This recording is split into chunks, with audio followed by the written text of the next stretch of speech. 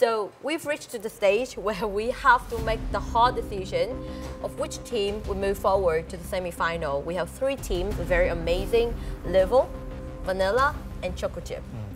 So I think it's only fair now that each of us will choose only one team and justify for our decision. So are you ready? Ready.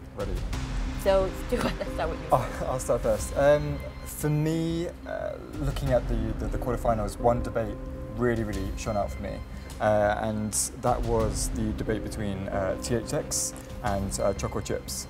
Out of the other teams that we have here in the quarterfinals, or at least the runners-up, they were the best at developing their ideas, coming in strongly, and they defined their ideas very clearly, and then actually using that development. And the examples that they used for me were some of the most convincing I actually heard throughout the round. So for me, I feel very kind of naturally inclined towards choosing them as a deserving place in the final 4.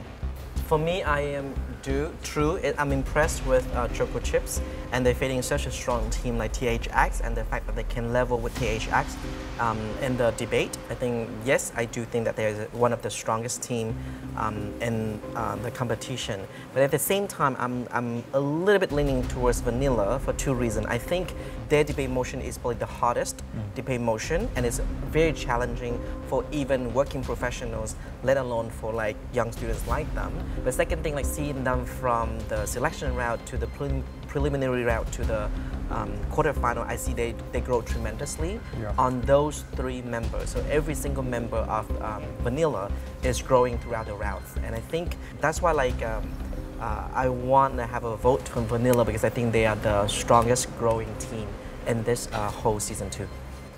It's really hard to make a decision now because, first of all, Level, I think that they try really hard, but comparing to the other 2 teams, they are still lacking in terms of skill and confidence as well. Now, between Choco Chips and Vanilla, I think they are both amazing teams. I agree that Vanilla make tremendous pro. Seeing them from prelim and in quarter, there was like 2 different debate teams, and I'm so impressed by that. But I still have to take into consideration the fact that in terms of growth, even though Vanilla grow tremendously, they still cannot catch up with the speed of the very strong teams such as the champions in here. However, Choco Chips, they made improvements as well, and throughout the speeches, as Stuart said, and I totally agree with you, they developed their speech one by one. So my vote in here going to be for the team that I think is closest in the range, that can stand side by side, neck to neck with the winners. All right, it is the moment of truth. In the quarterfinals, we had 3 rounds. 3 teams have moved on to the semifinals, and now we have 1 wild card to pick to move on to the semifinals. We have 3 teams: Team Level, Team Choco Chips, and Team Vanilla. Whew. I'm not really sure how I want to do this, but we'll do a process of elimination. So the first team to be eliminated from the group of 3 is Team Level. I'm so sorry, Team Level. However, it's come down to 2 teams. The judges had a very long conversation about this, and it was very difficult to pick. We have Team Vanilla, and we have Team Choco Chips. 3 points total. 2 points are going to one team, 1 point to the other team. The team that got 2 of the points, that will be moving on to the semifinals, is Team Choco Chips. Congratulations to Choco Chips for becoming the 4th team entering the semi-finals. The top 4 strongest teams of the Debaters 2021 will include THX, the champions, CNN Breaking News, and Choco Chips.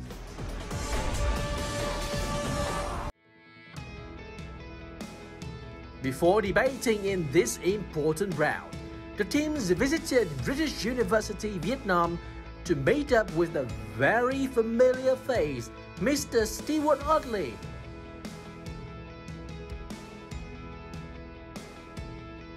Our judge, Stewart, has given them a lot of advice, evaluation, and analysis to help the teams best prepare for the semi-finals. I've loved the fact that I've been able to see the development of the teams as well, and I think from the preliminary stages until now, all of the teams that I've seen who are definitely in the semi-finals have developed a huge amount, and so that makes me really excited to see how they go from the semi-finals to the finals and see how they kind of continue that development as well.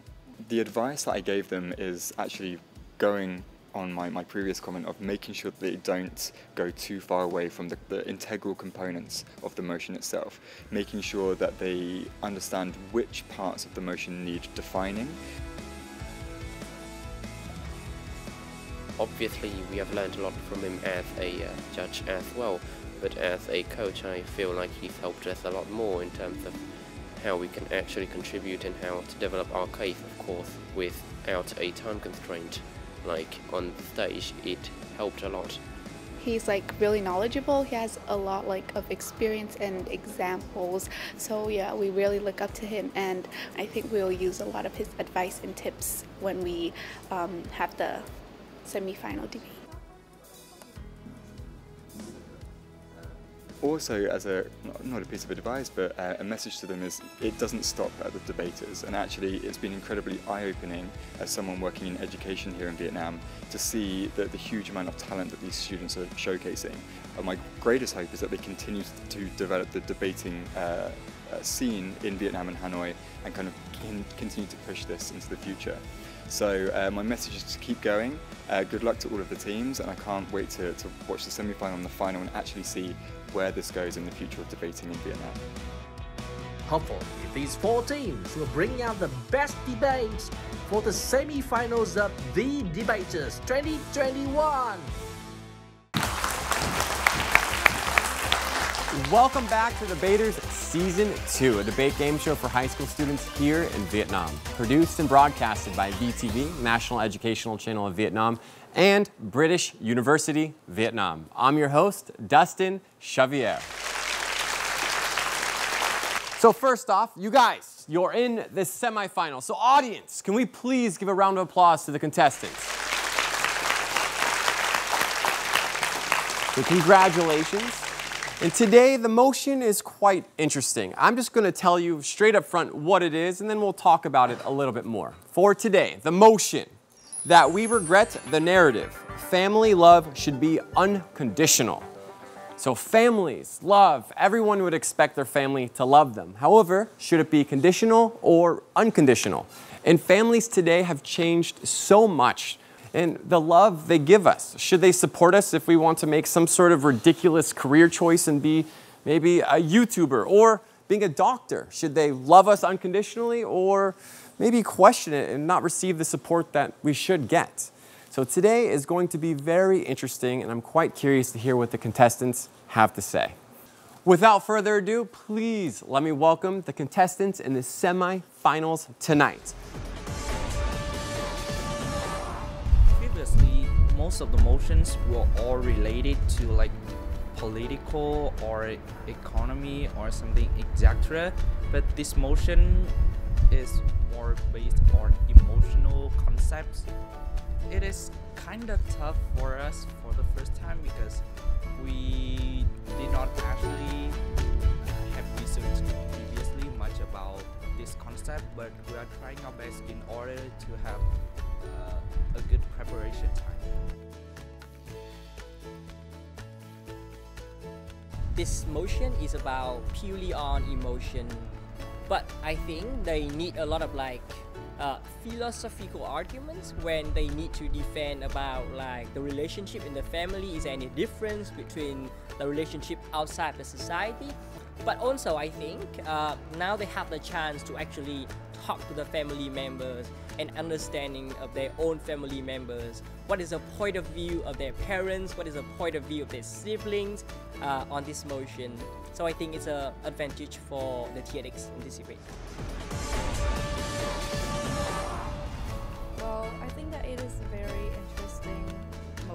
since we actually have to stand like the proposition side actually have to stand against like an ideology that has been supported for so long in all of the countries, and we actually have to support it. So many people think that it might be quite easy for us, but in fact it is not. Because I believe that the proposition side case can be easily related to the world outside nowadays, while for outside the house, we need to support this narrative no matter what. What I love with CNN is that they're very independent and they really work hard to analyze the topic. And for the opposition side, I would agree that to some extent opposition has an edge, but the narrative does not automatically translate an idea that just because it exists, then automatically people will not do harms anymore. So it's hard to weigh the debate itself. I just expect that at the end of the round, teams could really reflect on what are the benefits or harms of the narrative about family love. And last but not least, of course, our lovely judges.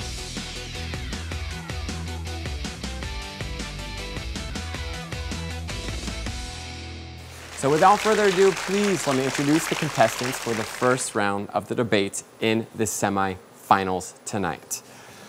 From THX, the proposition team, please welcome Lei Nyakhui. From the opposition team, CNN Breaking News, please welcome Wang Minzhao. All right, contestants, the first round of the semifinals. How are you feeling? It is the first time that I start the debate, but I have prepared pretty well, so I will try my best. Okay, that's all we can ask for, just trying your best. So, Oi, I know you're usually smiling, you're super happy, which I don't see as much in this round compared to the other rounds, but how are you feeling? I'm really looking forward to the debate today. Okay, this will be an interesting debate. You guys are already familiar with the first round, but you have 3 minutes to deliver your speech. POI is not open, proposition team, you will be going first. Do you guys understand? Yes. Great. I'm excited. Semifinals. Let's do this. Let the debate begin. We believe that the narrative of unconditional family love is creating an irreversible cycle of abuse. First, some fundamental setup for the debate. Family refers to the relationship between parents and children or siblings. Unconditional love is love without demanding anything in return to be done, regardless of their actions. So we are here to aim for the most important stakeholders, which are the vulnerable family members, especially here abused women and children. That is because their physical incapability, lack of understanding of their rights and dependence on parents make them extremely easy to be abused without resistance. So we come here with the counter narrative that family love should be conditional. Coming to our first point, that we believe that only the world with the counter narrative can protect the rights and development of the vulnerable stakeholders. So the current narrative of unconditional love causes two situations to happen. First of all, for abusive parents, one question is that why does this abuse happen even more in this world? So for those parents, due to the current narrative, know that their child will never be critical of any of their commands, as the child thinks that their love, their treatment originates from the unconditional love. So therefore, there will be no imposition or external involvement in order to stop the abusive actions in this world. Second question, why will children be less likely to walk away from the situation?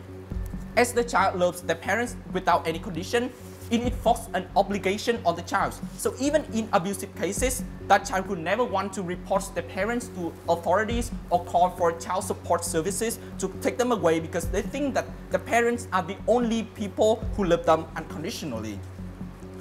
So even if the parents are really good intentioned, good parents who truly love their children unconditionally still caught abuse.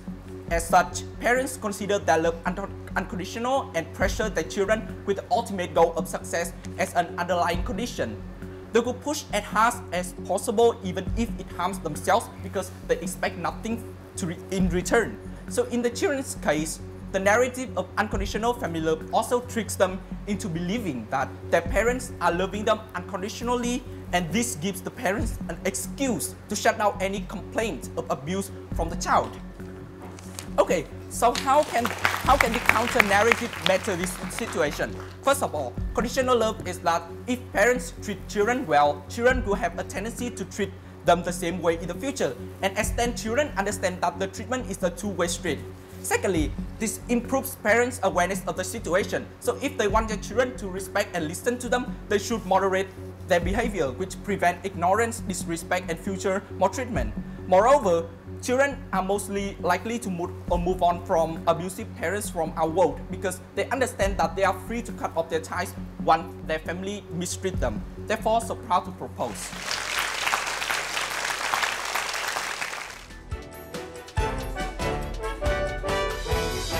If the proposition burdens us that the narrative is abusive, this is our response. With the idea of love being made conditional, abuse happens more on your side because on your side, husband would say, I give you money, so you have to take care of me. Parents would say, if you love the family, you have to obey to everything I say. And husband would say, if you love your children, the wife has to say. So in the opposition's model, we will prove that how we lessen the propensity of abuse because we create a narrative that we make love between parents to son and husband with wife is not contingent to 1, staying, 2, money, or 3, children. So, secondly, the narrative does not protect the abuse because the state can still intervene its policies about abuses with Women Protection Act or the Children Protection Law. It means that proposition model is unlikely to happen just because of this narrative. Now, coming to the debate. The debate is on analysis on the what narrative has done. So, the opposition will prove it has done more benefits in the stakeholders, in the status quo. Thus, we support the narrative of unconditional family love, which means that they will love you despite your choices, but choices here are not generally harmful, and if harmful choices are made, unconditional family love happens, you let someone suffer the consequences, but you still stay there until they have paid for that. So, coming back, we can see that family as a system is highly arbitrary and that people weren't able to choose what kind of family they were get into, but it is through the unconditionality of family love that individuals can create harmonious relationships and develop their sense of growth. So, as the first speaker, I will prove on why narrative of unconditional family love should be celebrated. A. When parents accept love and show affection to their children, even when they make mistakes or fall short of their expectations, the relationships are still maintained consistently, and it is a form of love with no string attached. Therefore, parents love their children no matter what. And in contrast, the proposition parenting gives the children a message that they must earn their parents' love. So they feel that they need to fulfill their expectations to receive the affection and approval. So as a result, such children tend to exhibit anxiety and also question whether they are worthy of love when reaching adulthood. So what is the impact? When children feel that parents' love sets standards and expectations, they opt to seek for love and attention from society and peers. The worst thing is, this maximizes the chances of students turning to peers that they consider to be family which are potentially bad and commit the harmful suggested choice. So B, with the celebration of the narrative, family fulfills their roles better as the children's incubators since they only guide their children towards their decision and not constrain the good choices of theirs. So further elaboration upon stakeholders of this debate, which are children, parents, family relationships, and the state, we will provide it in our second speaker, and that's why we believe the narrative is worth celebrating. Thank you. Great job. Both of you are smiling so much. But before I ask you guys more questions, we are going to hear from the judges. And 彬, what do you have to say? For the prop side, I think he set up the case very nicely, very neatly as usual. And I love your ideas that you try to spread it into two main kind of stakeholders, right? And you also managed to compare it with the counter alternative on your side. So I think that is a very, very well done job. The same thing happened for Joe, the op side today. I think you did a great job in terms of planning out, and you also point out very clear the burden of your teams and everything like that.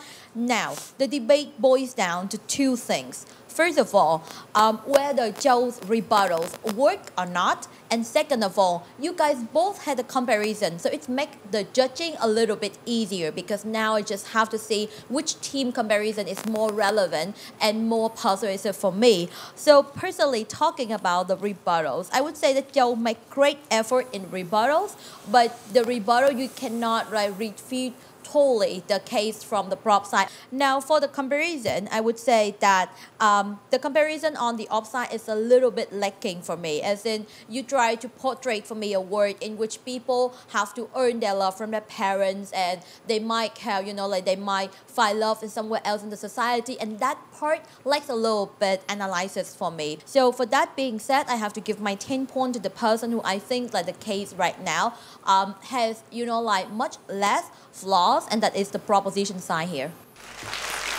All right. Thank you so much. Stuart. From the proposition sides, I think your points are really, really strong, but there are a couple of areas of weakness that I personally found in them. The notion that perhaps children of any age can walk away from notions of abuse in the family, I think maybe that might be something you need to back on. But overall, in terms of your development of points, and actually the clarity in which that you're now setting up for the rest of your teammates. For Ming Cho, the opposition side, I actually liked your rebuttal. I think the first part, not so much, but the second part I thought was actually very strong.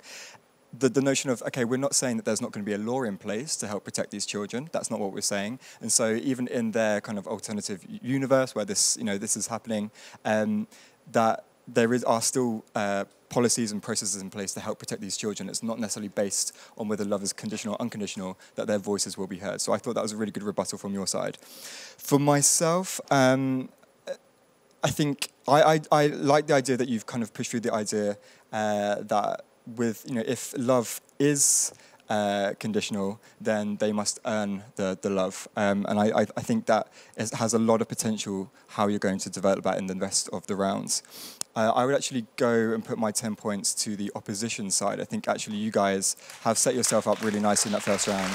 All right, thank you, Stuart. This is interesting. 10-10 so far. And Hugh, I think he has a lot to say right now. And he's smiling, okay? That's a big accomplishment in the semifinals. He's smiling, so you already won his heart. Winning my heart, but not necessarily winning my mind. And this is where I fight. I'm a little bit less excited compared to my fellow two judges. I tried. And this is the reason why I think when we're dealing with this particular motion, and this is both, I think the weakness in the first debaters of both teams, we are living in a very complex society. Without the characterization of the society that this debate motion takes place in, it's very hard to convince me, because a lot of these, without the context of the society and the world we live in, a lot of these are too much of overgeneralization for me, right? Not every single parent who say that they have unconditional love for their kids will abuse the kids, right? And the same thing for the opposition side as well. So that's why I need a little bit more characterization of the society context that we're living in, what kind of society structure we're dealing with, and how the world and the society are evolving. As of right now, I feel like on the proposition time, you talk more from the parents' perspective in terms of how they will likely to abuse the children. And then from the opposition side, you guys talk more on the children perspective, how they have to earn the parents' love conditional on something. I want the next round to have more of a confrontation. What does the parents on this world think, and what do the children? And how about this side, when you talk about children already, how about the parents as well? So I want to see that. It's very hard for me to judge because I think both have strong ideas which still lack development. But I think I will give my 10 points to the team. That for me, at this particular moment, less of the argument stands stronger across different contexts and societies than the other team. Then that's why my 10 point goes to the opposition team. All right. Thank you, Hugh. Roy. Yes. So far, you've already had 2 debates. Did you guys always win the first round? Yes. Yeah, so this is the first time you've lost the first round. Yeah. So how are you feeling? I think I could have done a better job I'll try my best next time. But before you're smiling a lot. You and Giao, you guys are the happiest contestants ever, but now the smile has come down. Is that because of Hugh? I don't think so. I think we need to concentrate more on his comments, so we are a little bit more serious. Okay. But on the plus side of things, both Owen and Stuart loved your guys' debate. So think about that too. You won the hearts of 2 judges minus 1. But it's okay. Giao Oi, you're winning by 10 points, 20 points. Of course, it was a huge happiness to win by 10 points, but I acknowledge that 10 points are not that big. Yes, that's true, especially the first round. Yeah, so the important thing here is that I think this is the best debate I have ever had in the debaters, and I really enjoy it with my fellow opponent. Ooh, well, congratulations then. I'm very happy to hear that. And your mom loves you unconditionally. So it can't get any better than that. Yes. So contestants, thank you so much. Please return back to your seats. Currently, right now with the proposition team, Team THX, they have 10 points. To my left, the opposition team, CNN Breaking News, they are winning by 10 points with a total of 20 points. However, it's the first round. We still have 3 more rounds after this. And at this point, it can be anyone's game. But we'll start the second round right after the break.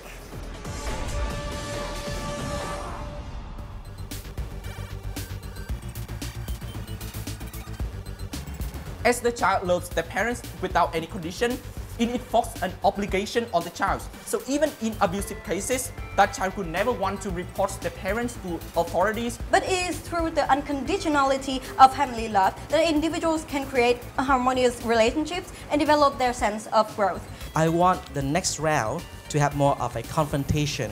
What does the parents on this world think, and what do the children?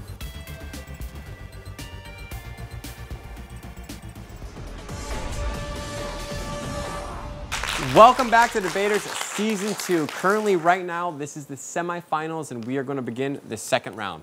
Without further ado, let me please welcome the contestants. To my right, from Team THX, please welcome Do Lei, Han Min.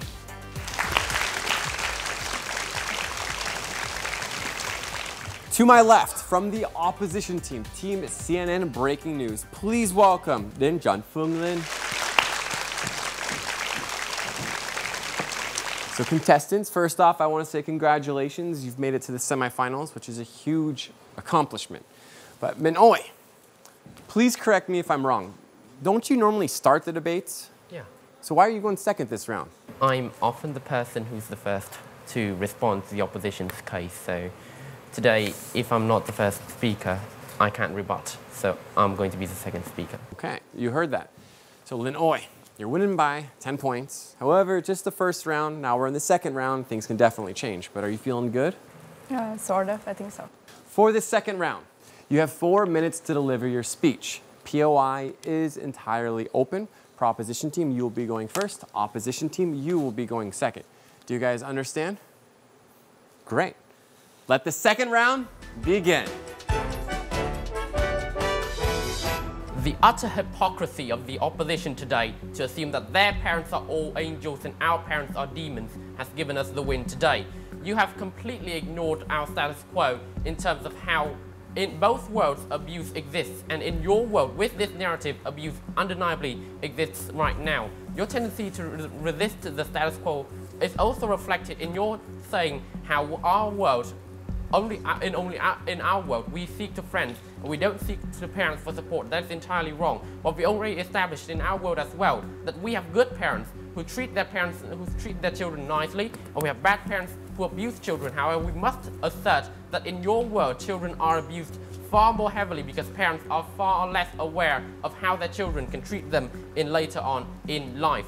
In addition, we think that in terms of your impression of love and how we can walk away from abuse better than your world, even if in our world it exists abuse, well, our child, in our world, we have this narrative that teaches children that family love need not to be conditional. So in the future, once they've grown up, once they are capable of taking care of themselves, they are not tied to parents.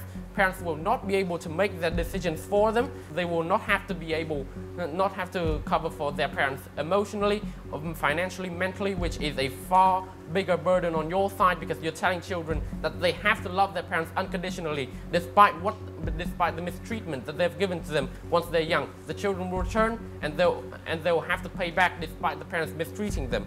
In addition, we're also teaching children that the impression of love in our society, because love in our society is conditional, and you teach them that their abuse, their mistreatment is unconditional, and that's distorting.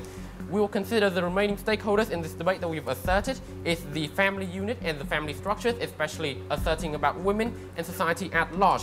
In the first argument, we think that enforcing the narrative will retardate the constructive family structure, and saying otherwise improves it.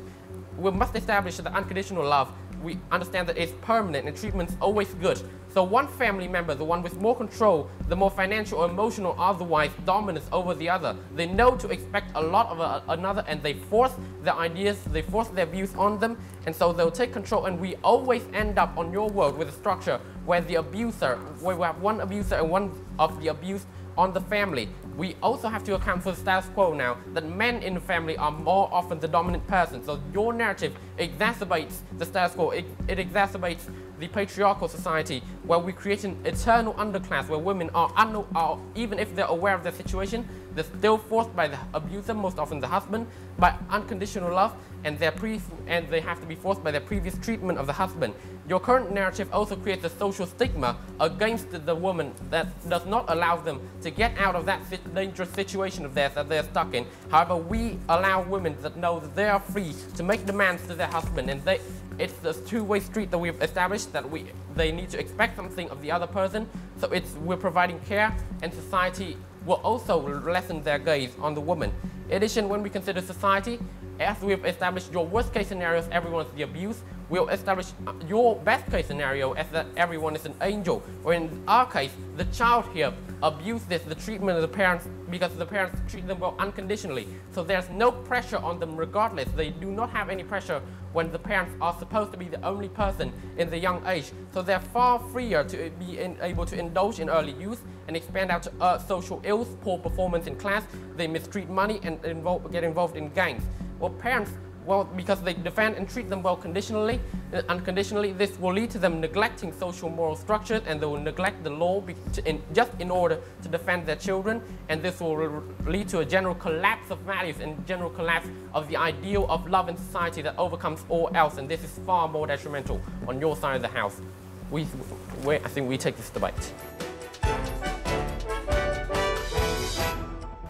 Two things to be reminded in this debate. Firstly, the proposition side is actually mentioning about the harmful choices that children may be making in the future if parents actually neglecting something called unconditional love. Second, they are also talking about the obligation to pay back of these people, also regarding to the matter of fact that these children in the future will actually pay back their own parents' treatment to their own parents. Now, rebuttals. Firstly, about the harmful choices. Outside the house believe that the essence of real love is the love of compromise, which means if parents, even when they know that harms are relatively present when these choices are made, outside the house believe that in this case it is not love anymore. Second, also considering the matter of fact that worst picture comes in our worst case scenario, where narrative of unconditional love for family actually it will actually lead to matter of fact that narrative of unconditional love for family entails that if somebody actually harmed other, they have to face the consequences that the state offer, and family would actually wait until these people fully paid for this crime. It will also be applied to no thank you. It will also be applied to the husband and wife cases. Why? Because in the cases that the wives actually have some kind of conditions so that she can actually love her husband. What she's going to do after being abused is actually leave her husband right away, which will not solve any problem at the end of the day. However, in outside the house, we will actually these wives will actually stay at that place trying to change her husband to be better. Now, second, regarding the obligation to pay back, we outside the house actually characterize our world to be the conservative world, in which the obligation actually exists in both sides of the houses. However, differences in this debate is actually for outside the house. It is actually an inherent value of culture, where we have the motivations to pay back to other people. While in the property side of the house, it is actually rather a force or pressure put on children, which later on one is the pressure itself. Now, coming to our own side of house case, the stakeholder, which regard the stakeholders. Firstly, the most important one, parent stakeholders. Outside the house, we believe that outside of the house, with that kind of narrative, the parents will only expect their children to success in their lives in the future without asking them to pay back, right? Which later on leads to less disappointment in the case that these children will does not have the ability to do something. And also, it will actually lead to the fact that there will less pressure for the children at the same time. However, comparing to your side of the house, with the fact that family love is conditional, parents only love them with their success and they pay back, parents will actually expect them to be successful and no thank you to pay back afterwards, which is at the same time more disappointment when children cannot do both, and also more pressure for children. We believe that there will be leads to one impact in this debate. Firstly, parents will gain, in outside the house, parents will gain less disappointment, also children will have less pressure. For in overall, considering both the matter of fact that children in this case, they will have more independence, and also they have more independence to make the choices, since they believe that the parents will love them no matter what. We also guarantee the sense of responsibility as well as a sense of independence for children as well. No, thank you. Now, coming to the second part of outside the house speech, the family relationship. We believe that the urgency of this debate is actually that the low value of family love.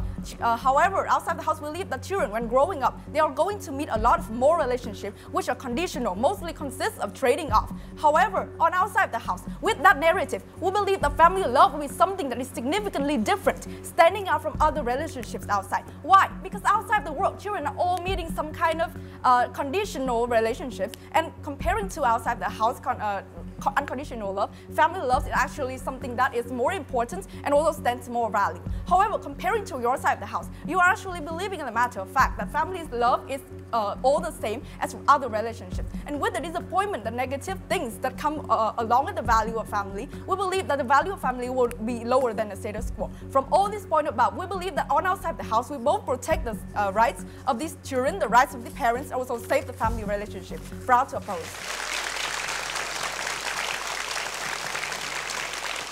Congratulations, the second round is done. Both of you guys, phenomenal job. And who are we gonna start with this time? I think we're gonna start with Hugh, because he doesn't look as happy. I thought he'd be happy about this round, but I can't read his face right now. But Hugh, what are your thoughts? It's hard to judge this round, and neither side gives me a very convincing second round. This is the reason why I think with the proposition team, I feel like your rebuttal slightly sway away a little bit. What interests me more of your second debate, actually the final argument you bring in, is when you start to say that it will lead to a more society problem, that children may neglect the social moral structure and the law system, and that can lead to the collapse of function of society. I think that is a very exciting idea that I want to hear more, but obviously you don't have enough time.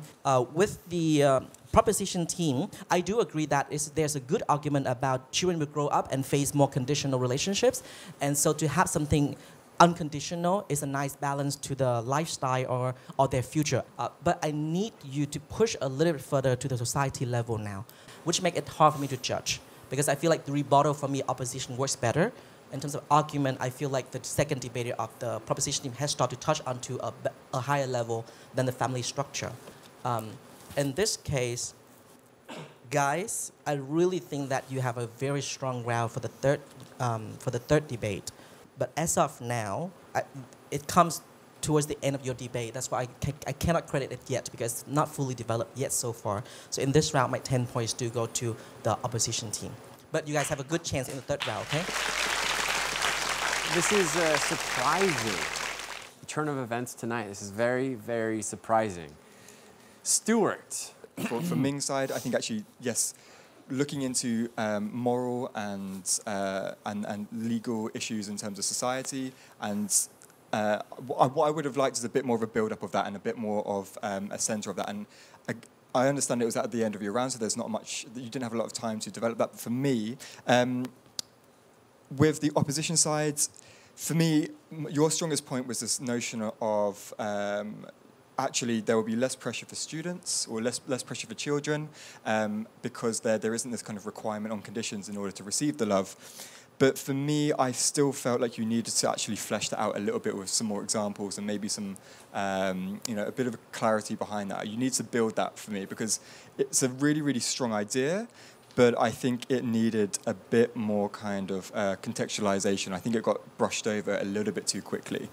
For me, though, in terms of talking about at a societal level, and especially this notion of it's actually starting to break the patriarchal society, I'm going to give my points to the proposition side for this one, just because I think your arguments were starting to hit that higher level of impact, which is what this debate is needing to lead towards. All right. Thank you, Stuart. Wing Oi with another thumbs up like. I just think that in this particular round, things got a little bit messy. And I'm just going to judge it based on 3 things. First of all, the ideas about abuse, which team argue better. And in this turn, right, I still think that the prop has a very, very strong case when they said that if the children are conditional in their loving with their parents and vice versa, they are more likely to be protected, or they have a higher tendency to protect themselves from that. And I do not see the upside. It's a very, very strong effort. So I think that for abuse, I would say that the prop side still taking my the credit for that. Second thing, I talk about the pressure. So which team will have more pressure? And this is a tricky part because on the prop side, they say that there's going to be no pressure at all. And I agree with them that it's really, really bad if there is total freedom. And on your side, they say like, oh, there's going to be pressure. But then the children will understand that their parents will love them anyway. So on this particular side, I think you two stand neck to each other, but I slightly lean on the op side because I see that some pressure is going to be a little bit, important at this particular time, and they show me that yes, there are still pressure in this particular case. The third thing is the upgraded ideas about society values in here, where prop side told me that the children going to grow up and neglect the society structure. I think that's a very strong idea, but as Mr. Hugh said, and I agree with him, that there should be more development into that very, very nice idea. And for the op side, you also have the ideas about like how family love, since it is unconditional, it is unique and it will stand out. But my question is, why does it need to be stand out, and why is it important that family love have to be stand out? We have to see in the perspective of a whole society why we should have this particular thing unique. So in this particular round, I think that both teams, as I mentioned, explaining to you, you can see that you guys are very, very close to each other. My 10 points will go to the team, which I think has more developments in terms of ideas and have shown me more potential in the debate by far, and that would be the opposition side. All right. This is a very, very interesting turn of events. Lin Oi, I think you're quite happy right now. Not really. No? Yeah. Why? Because I am not satisfied with my speech. But you are winning by 20 points. So that should be a little bit of a weight off your chest. I hope it is. All right, Min, I know going into the round you're feeling extremely confident. So how are you feeling now, hearing feedback from the judges and how the points have kind of shifted over towards CNN breaking news? Obviously, I'm a bit dissatisfied with my rebuttal. I think that I believe in Hoi. So this is the first time you guys have been down. So it's going to be interesting. But contestants, thank you so much. Please return back to your seats. Currently, right now, proposition team, Team THX, has 20 points. The opposition team is leading by 20 points with a total of 40. The third round will be the determining factor going into the final reply speech. It is essential for both contestants to bring their A game. However, we'll start the third round right after the break.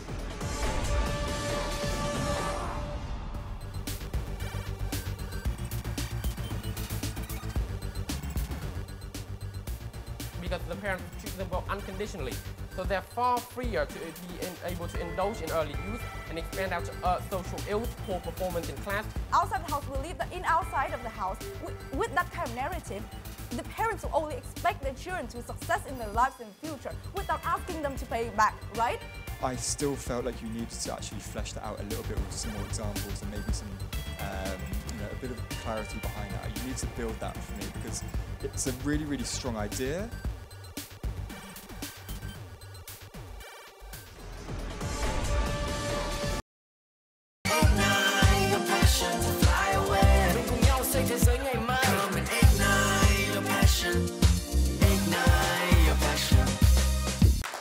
Welcome back to Debaters Season 2. Currently, this is the third round, and potentially the most important round for tonight's debate. Without further ado, please let me welcome the contestants. To my right, from the proposition team, Team THX, please welcome Damin Khoi. To my left, from the opposition team, from CNN Breaking News, please welcome Wang. Hi, and all right, Anne, you're winning by 20 points. How are you feeling? I'm a little bit stressed. Okay. Yeah. Why? I know my opponent is very strong. All right, Khoi oi. Yeah. Can you do it all 30 points? Honestly, I am a decent bitly stressed, but I am confident in my abilities, even though my opponent is also an experienced and strong debater. I know some of you may be a little bit disappointed with your performance, but we were discussing how we wouldn't even be able to do what you're doing right here. So you guys, that's a big compliment. So keep that in mind when you're going to continue the third round. All right.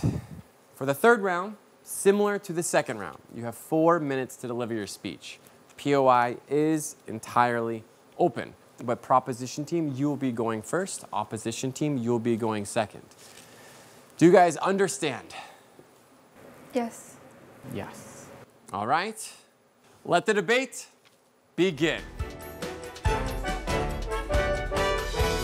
It is amazing how far opposition has gone with so little nuance. The reason why side proposition brought to you a case dividing the mentality of the parents and the families into two different clear sections is to explain why all parents fundamentally, we believe, should fundamentally have some kind of care for their children. This is why the cases that we brought up of abusive parents are the outlier that we need to solve within this debate. A problem which the opposition never brought us an answer to, right? Because the only reason that they gave us as to why within the world of this narrative they still maintains a structure to protect the people who are abused is that, oh, the state will take care of it, right? But we already gave you from the first speech the proposition mechanism that was never responded to by saying that children under this sort of narrative, right, who believe that their parents, all they do are giving them the unconditional love that they want to give them.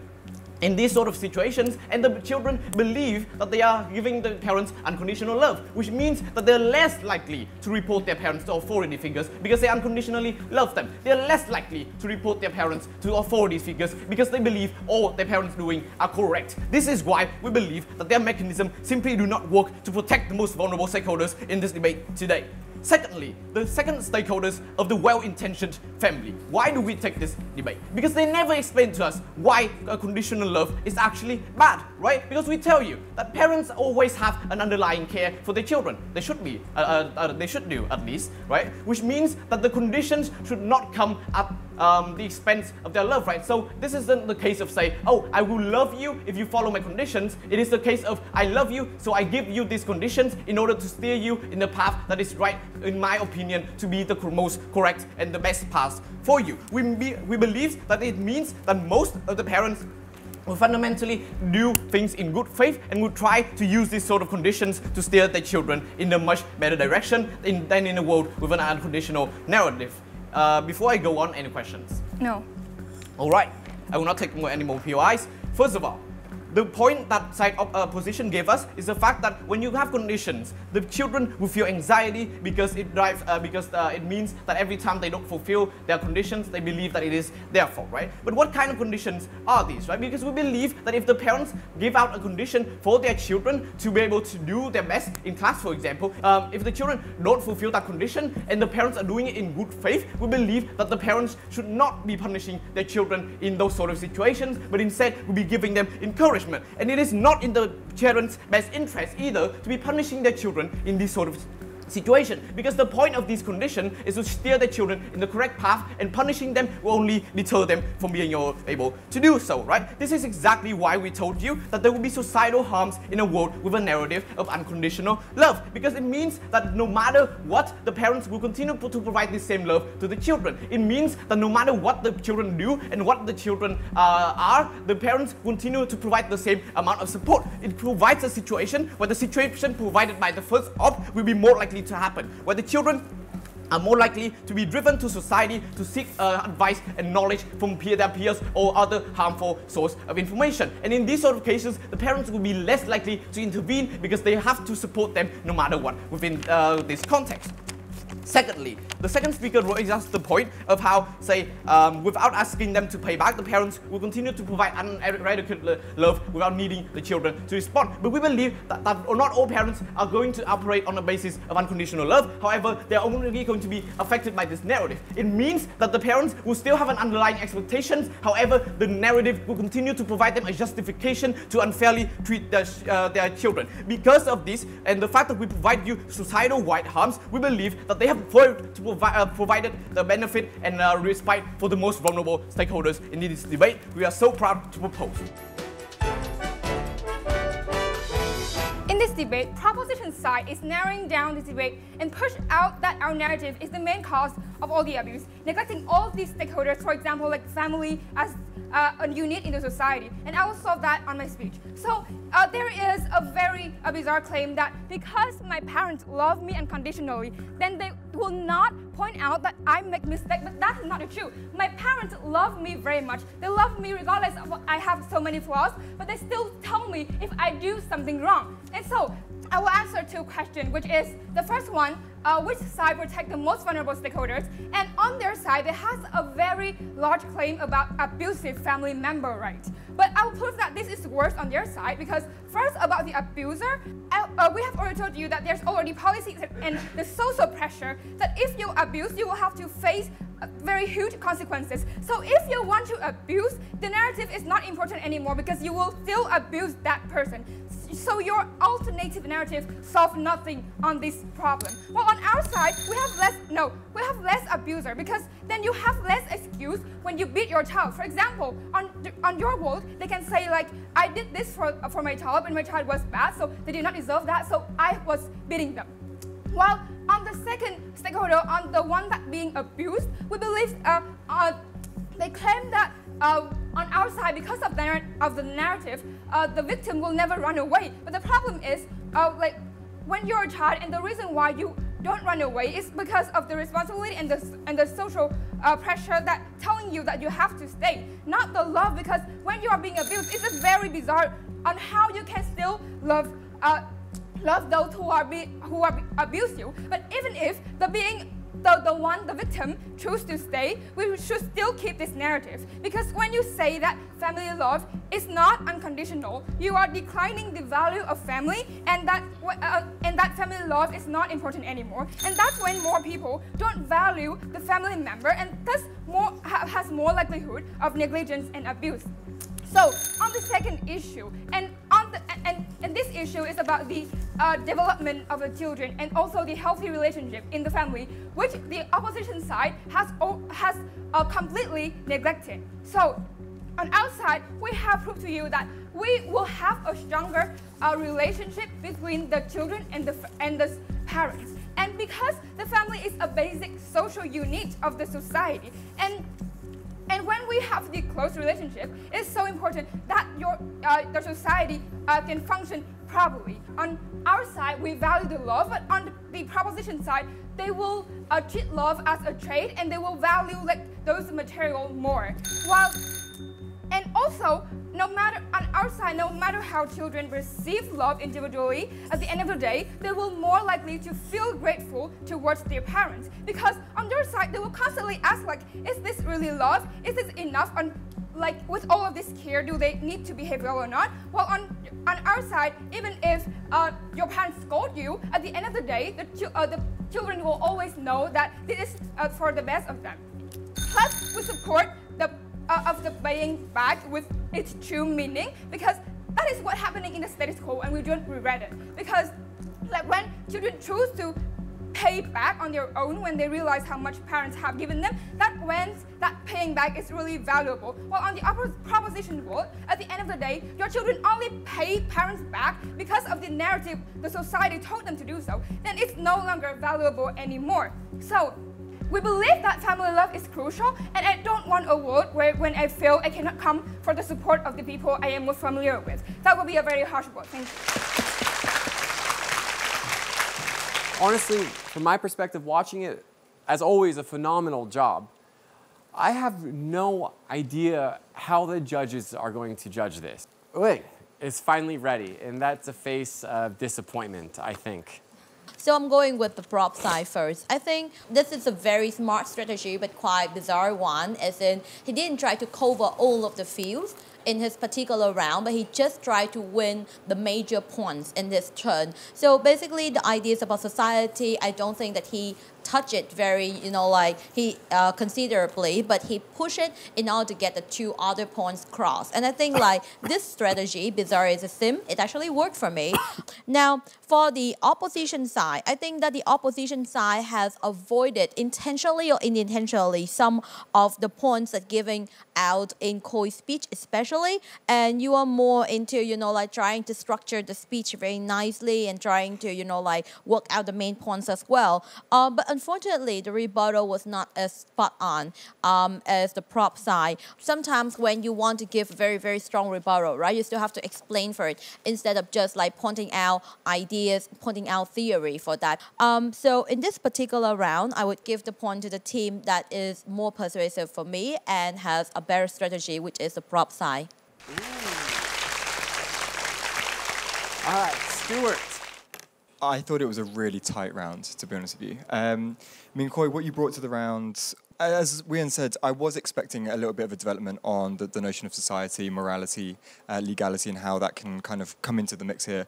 But you did, with where you focused, you did it well. And your development, especially the fact that you're still saying, well, these are the outliers that are protected under our kind of narrative that the other side haven't yet really been able to dismantle as an idea. That was really good. So you still kind of showed the fact that there's weakness in the fact that they haven't approached us yet, and that's still kind of overhanging everything. For the opposition side, your rebuttals weren't quite as strong as for the proposition.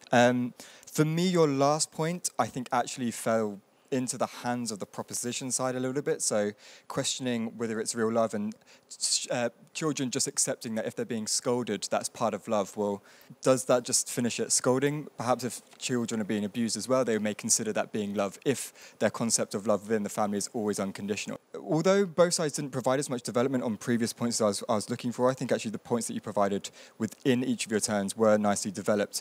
But for me, the strongest points and the ones that didn't really contradict their own stance were provided by the proposition side. So my 10 points are for the proposition side on this one. Hi. Thank you, Stuart. So currently, 40 points. 40 points. And I intentionally picked Hugh as the last judge because he hates being this guy right now. I love doing it to you. What can I say? All right, so Hugh. I do share most of my ideas with the two fellow judges, that with the proposition team, you choose a strategy that's a little bit safe for me. However, the one thing that you did for me in this particular round is at the beginning of your speech, you kind of start, for the first time in this whole debate, start to separate the two kind of families. But I wish that there's more on that kind of society, moral, and legality. With the opposition team, I do agree that the rebuttal is a little bit shaky for me, and then you start to go into quite some very new ideas, like the drop in the family values. So I feel like these ideas are brought out, which are nicely ideas to brought out. One side bring out some new ideas. Of course, they need polishing, they need development, but there are at least some new ideas there. One side choose a safer strategy, but look at the core of the debate motion, which is the impact of the narrative on the two kinds of family. And so that's why it's hard for me to give the 10 point to whichever team. I will give my 10 points to a team as of now that has touched at the core of the motion, which is the impact of the narrative on the different kinds of family. And that's why my 10 points go to the proposition team. All right, a very, very interesting turn of events. Khoi. Yes. I think you're ecstatic right now. Yes. The 30 points have been eluding me ever since the start of the tournament, so this is my first time getting it. And it is? Yeah, and I guess now I know how my teammate feels. However, I don't want to burst your bubble, but you can still lose. Yeah. Because we do have the final reply speech, which 15 points will be given, and there's only a 10-point difference. So I know you're feeling good, you're feeling confident. However, Min, you're doing the final reply speech, right? Okay, the pressure is on you. So Khoi, thank you. Hải An, you doing okay? I think my team is doing great. Still doing great. Because it's not over yet. Yeah. Because we know Khoi going into, he's a very strong competitor with the lucky shoes as well, so we can't forget those. But again, we still have 15 more points, and it's not over just yet. Honestly, you're doing a phenomenal job, so thank you so much for that.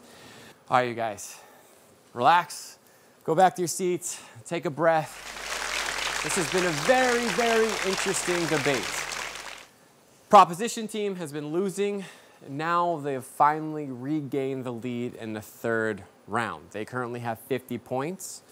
The opposition team, Team CNN Breaking News, they have 40 points. However, we still have the final reply speech that will determine the winner of the semifinals tonight, after the break.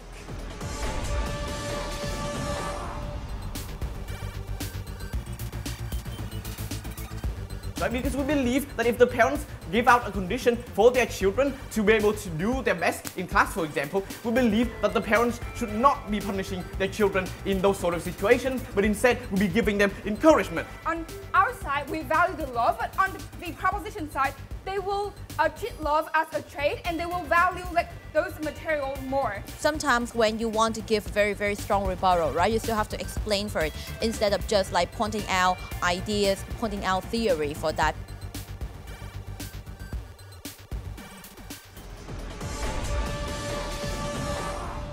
Welcome back to Debaters Season 2. So far, we've had 3 intense rounds. And I think today's match has probably been one of the closest matches we've had so far on the Debaters Season 2. You ready? Audience, are you ready for the final reply speech? Yeah, that's what I'm talking about. So from the proposition team, Team THX, please welcome Dole Hanmin. From the opposition team, Team CNN Breaking News, please welcome Din Junfung-Lin. I think the excitement is all condensed into your speech right now, and your papers especially. Is this a mind map that you have going right here? Yeah. Do you think you can do it? Lin, all 15 points. Hopefully. Hopefully. You know, both of the teams tonight have been exceptional. And for me, it's kind of hard because whoever wins tonight is moving on to the finals, and I feel bad for who's losing because both of you guys great teams. So hopefully it goes in your favor, but also hopefully it goes in their favor.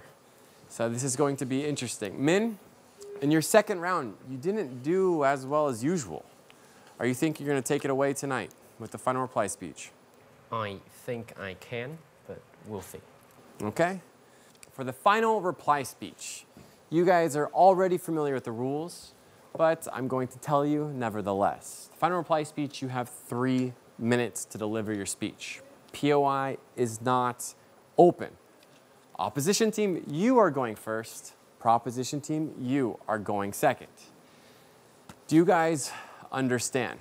Yes. And keep in mind, the winner of tonight will be moving to the finals. I'm really looking forward to this. Viewers at home, audience, let's begin the final reply round. 3 things to be be reminded in this debate. Firstly, the relationship between children and parents. Second, the family relationship. And last, society. So now, let's come to the first one. The children and parents relationship, which mostly tackled by the province side by the ideas of abuse. However, outside the house has proven to you that abuse is actually present in both words. But in outside the house, there are existing states and policies that hinder a huge impact on that kind of abuse. Also, applying the matter of fact that children in outside the world are much more independent because they believe that their parents in whatsoever ways will still love them. There are actually higher chances of them reporting their parents, and as a result, actually tackling the abuse from that your side of the house is proving here in this debate. Now, second case, limitations that limit the family relationship. Our side of the house believe that when there are actually limitations, they are much responsible of these people is the fact that people are going to run away from their responsible, which otherwise leads to the matter of fact that these people, they can easily stay away from the family just for some nonsense reason, comparing to outside the house case where family relationships are very close, and we actually has proven to you that this family relationship plays a very important impact to a society. Now, come to the last part, the society. Your side of the house has proven to us here today that children in your side of the house world, in the case that they will make some kind of mistakes, and their parents will actually and their parents will actually help them solve the problem. However, what we are going to put forward here today is different. Why? Because when your family relationship is not even well structured, when the structure of that family relationship is not even good enough, outside the house believe that there will be no case that the children can be well developed, and as a result, not solving the problem of the law system, but otherwise leading to possible harms to society. Comparing to outside the house case, where families are actually functional, which otherwise lead to a functional society. From all this point above, and with my parents' unconditional love, proud to oppose. The opposition deciding to not take any input from our side today, we think is a modelling of how their world will work out once everything takes shape. We must first analyse the clashes that have taken place in this debate. We share the same ideas that abuse, family structures and society are the three main clashes that we both argued on. First of all, in terms of abuse, we have demonstrated that on your side abuse exists, and exists fundamentally in the status quo, that you cannot prevent it even with all the mechanisms that you have provided, because they don't work, because children are being subjected to unconditional love, and they assume that this love that parents are giving them prevents them from actually standing up and having their own voices.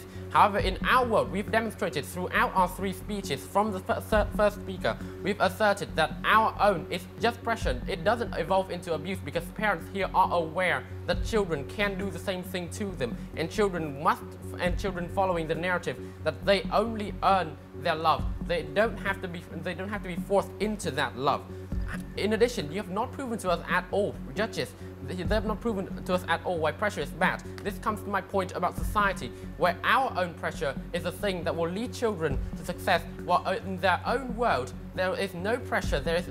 In their best case, there exists no pressure onto these children to be anything else than what society tells them to be. And where love dominates logic, this leads to parents not being able to consider why they should be able to prioritize their children over the logic of the law, why their children who has already committed crimes, who is bad, cannot be punished. And this is a total collapse of society. We think that we've won this clash. Lastly, in terms of family, we have not received any sort of contribution on your side about how family, you've already brushed through it. However, we've already established that within your world, your narrative, that family also creates an abuser and an abused. That's why we believe that family love should be conditional. We're done. That's it. And as you guys are aware of, this is a silent round. We are not going to hear from the judges, which may or may not be a good thing.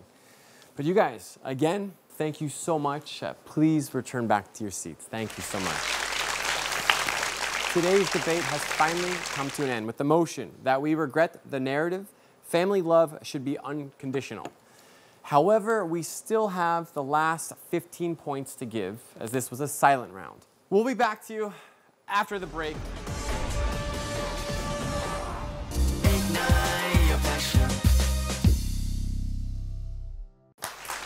Welcome back to the final results of tonight's debate of the semifinals.